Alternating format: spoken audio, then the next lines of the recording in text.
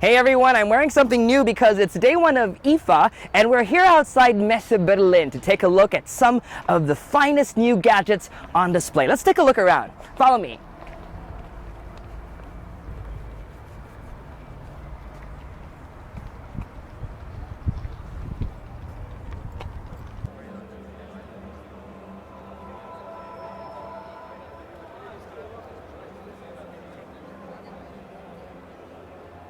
Our first stop on our tour of IFA is the Sony booth, where we have their latest flagship smartphone, the Xperia Z1. I have here the original Xperia Z, which we also reviewed on Tech Wrap a few episodes back. Now, if you take a look at both phones side by side, there are some slight changes. The original Xperia Z had a rubberized frame to it, and the new Xperia Z1 has a new aluminum frame. They do feel about the same in terms of width, but I feel like this aluminum frame gives the new Xperia Z1 a more premium feel to it. Also, if you put them side by side, you'll notice that the new Xperia Z1 is slightly taller over here. That's because they've put in a 5-inch screen, a full HD screen with what they call it a triluminous display that has more vibrant colors. Let me give the phone back to the owner, and as I discuss some of the specs of this phone, the phone comes with a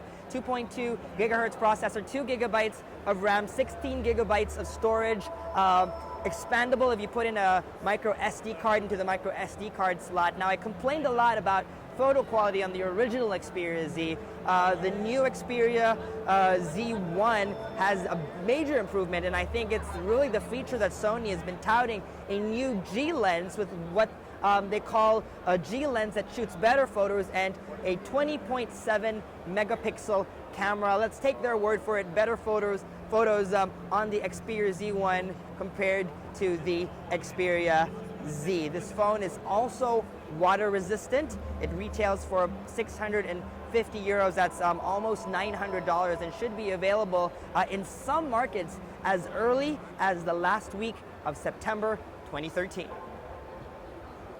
Okay, so our second stop is still here at Sony. There's one more thing I want to show you, or two more things.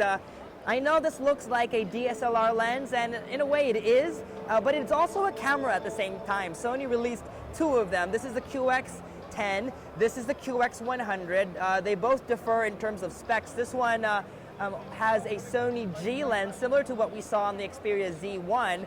This one actually has a better lens, a Carl Zeiss lens.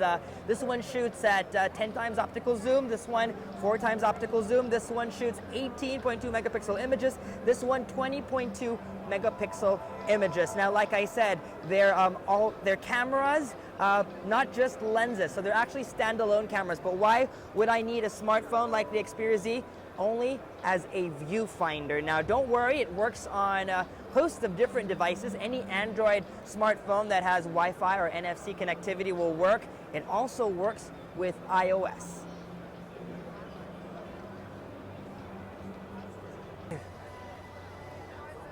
Okay, after walking what feels like a whole day, we're here at Samsung's booth. And I have right here its recently announced smartphone and phablet, the Samsung Galaxy Note 3. In a recent article I wrote on Rapper.com, I named the Note 3 as Samsung's best smartphone to date. And I have 3 reasons why I believe so. Number 1, power. This beast of a smartphone runs off a 2.3 gigahertz quad-core Snapdragon processor and an unprecedented 3 gigabytes of RAM. That's more RAM found on any smartphone available in the market today. So that's power. Number 2, camera. If you recall, on Tech Wrap, we reviewed the Samsung Galaxy S4's camera, which is a winner in our smartphone camera shootout. They brought that 13 megapixel shooter to the Note 3. This is the same camera, but unlike the S4, the S3 can actually shoot 4K video. In layman's terms, that's more high quality video than full HD. And number 3, design. You know, you've heard me countless times talk about how I do not like the plasticky back of Samsung smartphones, and Samsung actually did something about it with the release of the Note 3. If you look at the back of this phone, it's actually made of faux leather, almost like leather, and it with a little bit of stitching on the side of the phone. If you ask me, that really makes this phone stand out, looks great, and feels great as well.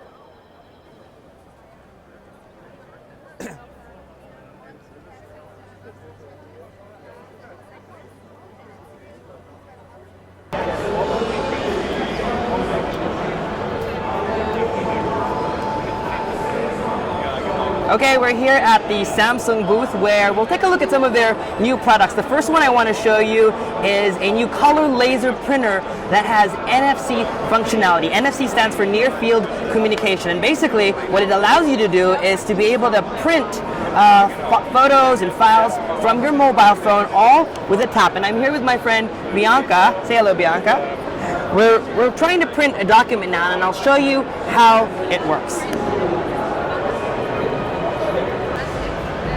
Okay, so let's give it a shot. All you have to do is tap the back of your phone where the NFC chip is located, which is right here on the Galaxy S4, and then tap it onto the top of the printer like so. So let's give it a shot.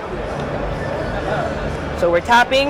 It automatically launches the print application, which now you can choose if you want to print from your gallery, print from your camera, print from Google Drive, even your documents, emails, and even web pages, and you can even print from Facebook. So you can also actually use the app to scan and fax documents straight into your smartphone. Today I just want to show you printing from the gallery. Let me click here. Earlier I took a shot of Bianca over here, so this is the shot that we took earlier. Now you can actually dive into the settings and really change the settings. For example, you want to change the image size. I want a full page, so I'll keep it like that. And then I want to use the A4 size paper. That's great as well. And say I wanted to edit the photo, I could also do so by tapping on it. I could crop it a little bit, maybe. Yeah, let's crop the headroom on Bianca over there and save. And then now what I need to do is, all I have to do now is press print. So I don't really need to be okay, all I have to do now is press print. And there you go. It will connect to the device. I don't even need to be physically near the device as long as I've authenticated using NFC at the start of the process.